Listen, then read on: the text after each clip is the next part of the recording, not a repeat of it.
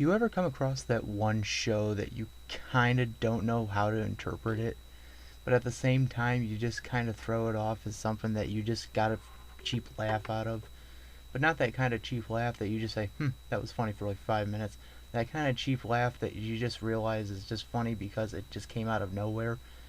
Well, Urusei Yatsura is kind of that for me. AKA called Lum the Space Princess or Those Annoying Aliens. This anime is, well, how do I put it? Fucking bizarre.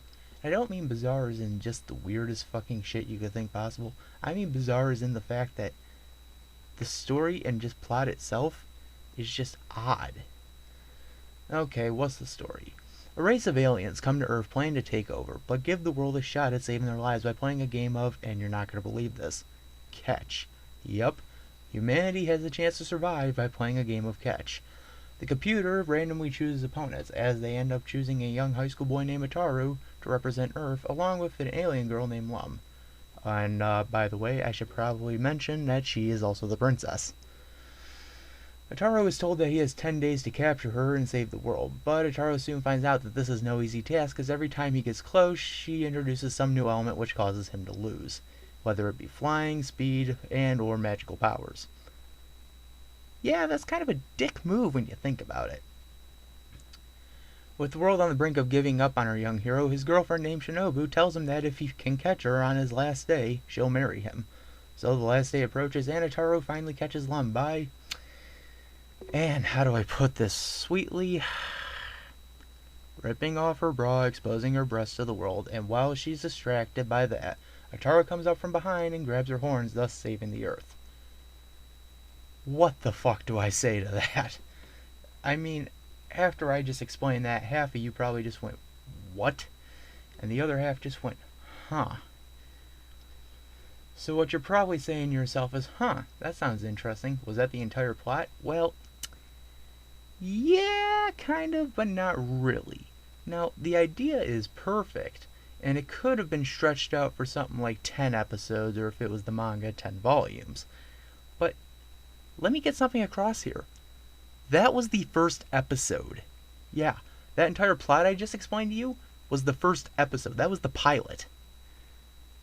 That's a lot of shit you had to get across in the pilot episode. Now, what happens afterwards? That's gonna fuck with your mind. Because afterwards, he stupidly mentions that he's about ready to marry Shinobu, but Lum mistakes this as a marriage proposal for herself. Not wanting to have the world destroyed, but also not wanting to further piss off Shinobu, Ataru is forced to walk a tight line of romance between the alien princess and the girl he wanted all along. Yeah, that's the real plot. Now you can go, what the fuck? Because I went what the fuck the first time.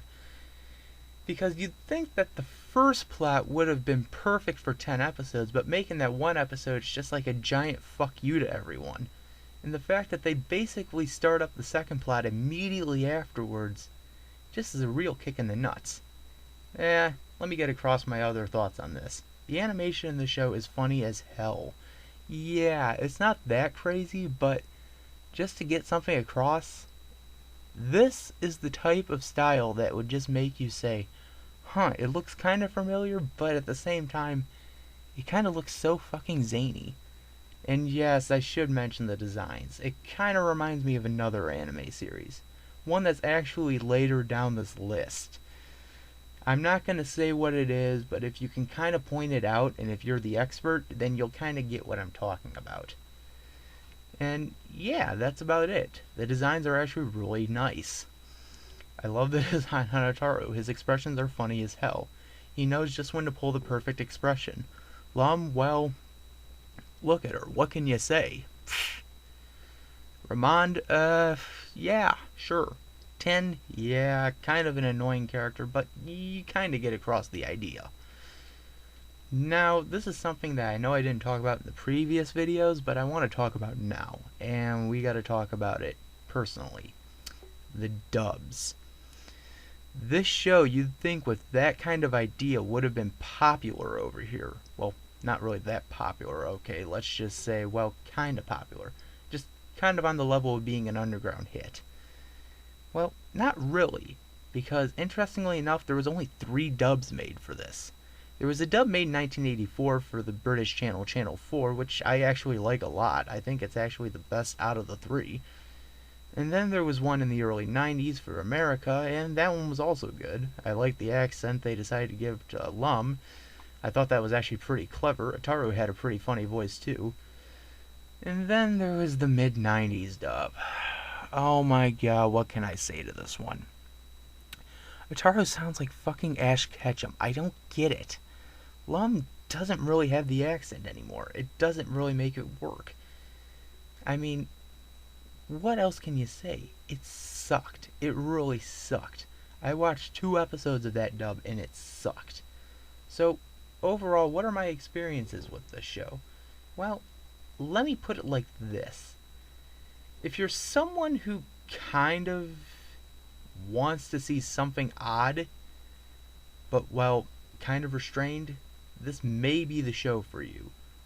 But if you want to see something that's odd, but, well, I don't know how to put this one, but you'll kind of get what I'm talking about. This may not be the show for you, but in some ways it might be a good start. In other words, Urusei Yatsura is kind of a genius show in some ways, but also kind of a failing show in other ways. It's surprising because that show lasted 6 seasons on the air. Okay, I'll see you guys next time for number 5. I'm gonna probably go sit in the corner and rethink everything by this point. See ya.